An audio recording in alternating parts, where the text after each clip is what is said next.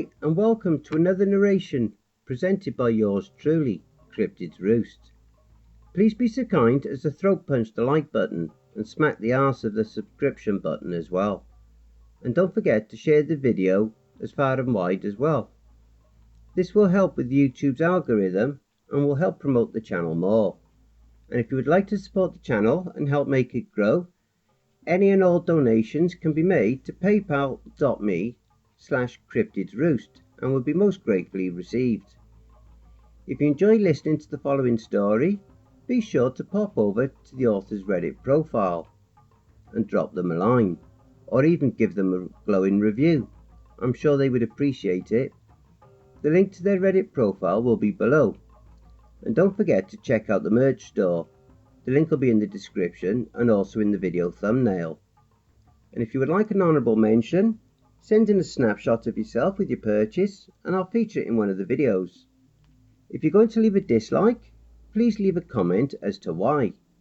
That way I can see what you didn't like about the video and I can possibly make any changes for future videos. Thank you.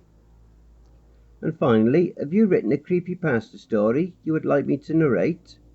Have you had any cryptid sightings, paranormal or supernatural encounters? You can submit your stories and encounters to cryptidsroost@gmail.com. If you wish to remain anonymous, that's fine with me. All links again will be listed below. So grab your coffee, sit back and enjoy the show. And don't forget, where fear is, happiness is not. I hunt cryptids for a living. It's harder than you think. Part 3. This fantastic series is written by Nomad6555, a wonderful author over on Reddit's Nosleep subreddit. So, since we last spoke, I've stabbed a fish woman in the face, fallen asleep against my will, and gotten the shit beat out of me by an old cursed Indian lady. Night 3. Jerry called me with my assignment for the night, a naiad and jobbins. Now I know how to deal with jobbins, but had never had to do so. Basically, they're like big fireflies. They glow red and create a melodic song by moving their wings. This song can put a human to sleep, or if they're already asleep, keep them from waking. From what I can tell, they're fairly peaceful. The way to get rid of them is to make their presence seem unwanted. I just didn't know how to do this. A naiad is a water nymph that lured people into the water with their beauty and then drowned them. I dealt with them first. The house was about half hour outside of Berkeley Springs. That place like attracts cryptids. On the way there I realised that I haven't really told you guys much about myself. So let me introduce myself. My name is Carl Rattinger. I'm 6'5", 200 pound of pure muscle. I have jet black hair, a standard army crew cut, and an unkempt lumberjack beard. My typical attire includes bootcut jeans, a plain type black t-shirt, my steel-toed Ariat boots, and a camo baseball cap. I grew up in rural West Virginia, between Berkeley Springs and Martinsburg. My dad was a raging alcoholic who took his anger out on me. My mother was a submissive and didn't stand up to my father. My little sister Becca is the nicest person you'll ever meet. I killed my father when I was 17. I came home from work one night to hear her screaming. My mom was at work as well. I ran up the stairs and burst into her room to see my dad on top of her, removing her clothes. His were already off. I kept a gun since I worked at a gun shop and used it in defense. I grabbed him, threw him on the floor and didn't hesitate to shoot him in the dick. As he lay on the floor screaming, I got Becca out. I grabbed him again and slammed him against the window over and over until it shattered. I shoved him out and watched him tumble off the porch roof onto the ground. I ran down the stairs outside to see him trying to get up. I shot him. Then again, and again, and again, and again, until my gun was out of ammo. He was dead by the third of 7th shots. I buried him in the backyard. My mother came home and I told her what happened. No one ever suspected his disappearance related to his death. They all thought he ran off with another woman. After I graduated high school, I used my psychology degree in an unusual way. I started a business as a contract killer. Something snapped in me the day I killed my father. Some piece of my sanity snapped. Not only now was I willing to kill, but well, I looked forward to it. I enjoyed killing. But don't mistake me as a serial killer. Oh no. I only kill for cash. I killed multiple politicians in other countries along with George Tiller, who was a late-term abortionist in our own town. You may be wondering why I'm willing to confess to these crimes that I would be executed for. Well, for one, I'm no longer afraid of death. I no longer really feel fear.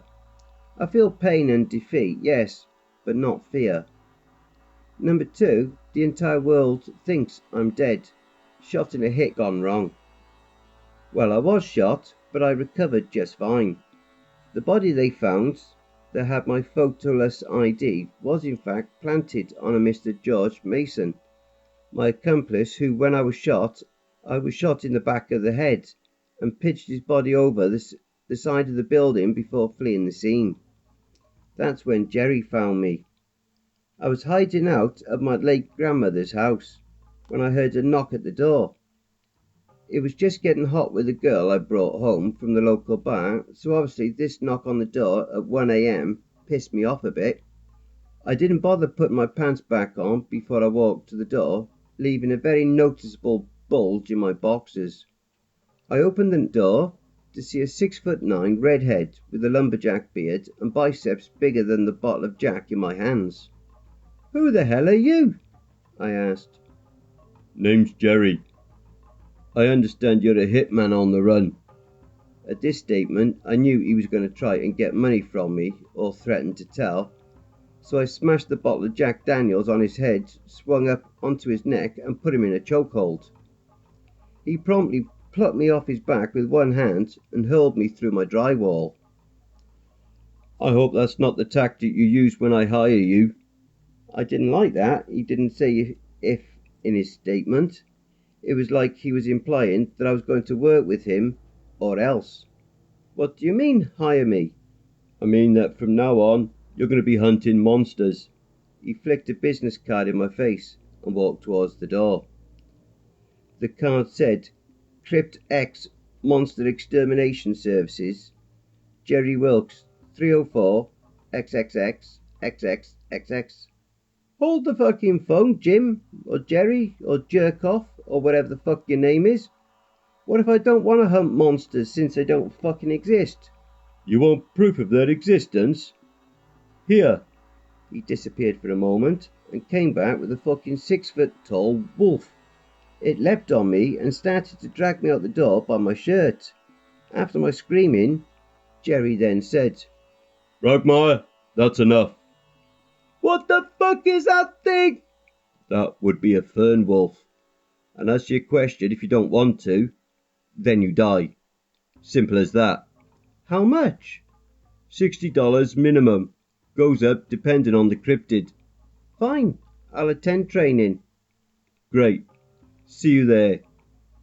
After this, me and my date finished what we were doing 3 times over, and I sent her home the next morning. And now here I am. After a week of training, I'm now a cryptid hunter of 2 months. I arrived at the property with a naiad problem. The property was big, probably about 100 acres based on what Stacy's GPS said. I turned off the song I was listening to, Indestructible by Disturbed, and got out of the truck. The owner of the property walked up to me.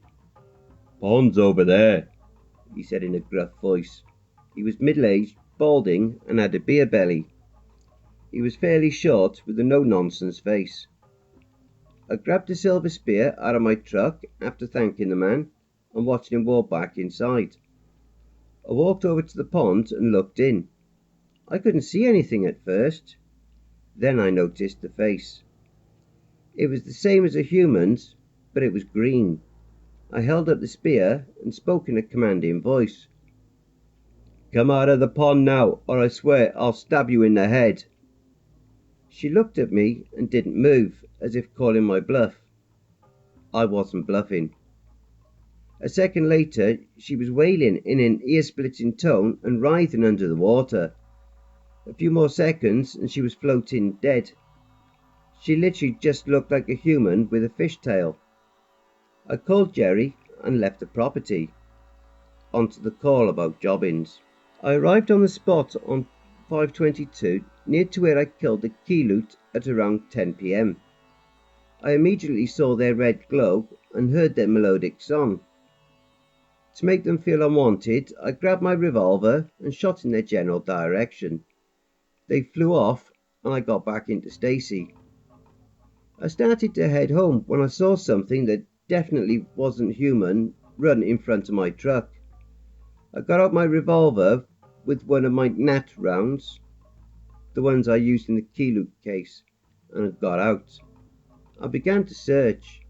After a while of walking down the road, I found out a little old lady hunched over in the middle of the highway. I knew exactly what this was when I saw the wood skin on her back. Skinwalker. Fuck. She turned round, and as soon as I met her eyes, I passed out. I woke up a few seconds later with her on top of me, now a wolf-like creature, only it was so distorted that it looked more like a demon. I moved extremely quickly when I suddenly grew all weight behind my foot, which connected with its abdomen and sent it flying. I ran up to it and kicked her in the face. Only it caught my shoe and dragged me off my feet. It turned back to human and this bitch kicked me in the face. She then punched me in the dick. "Fuck you, bitch," I said. "Make wise your words, son," she said in a voice far too deep for a little old lady. "Fuck off." She kicked me in the mouth. I started to stand up. She grabbed the knife on my belt, cut me across the abdomen and knocked me down, and held the knife against my throat. I was dead. I knew it. She knew it. But for some reason I survived.